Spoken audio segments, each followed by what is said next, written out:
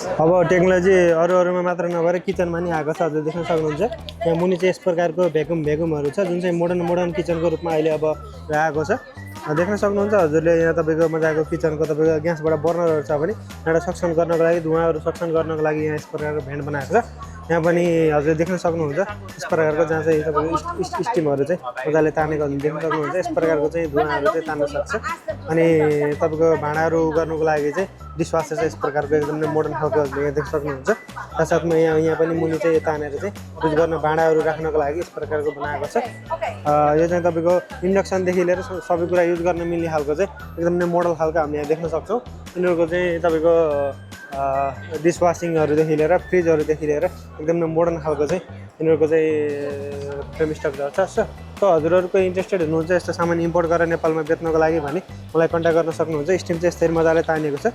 अनि यहाँ देखाउनको लागि चाहिँ अहिले चाहिँ तातो छैन, यो चाहिँ चिसो एयर प्युरिफायर टाइपको यो मेसिन हो।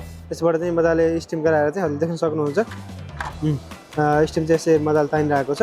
सो हजुरहरूको इन्ट्रेस्टेड हुनुहुन्छ भने चाहिँ मलाई कन्ट्याक्ट गर्न सक्नुहुन्छ। हस्, धन्यवाद।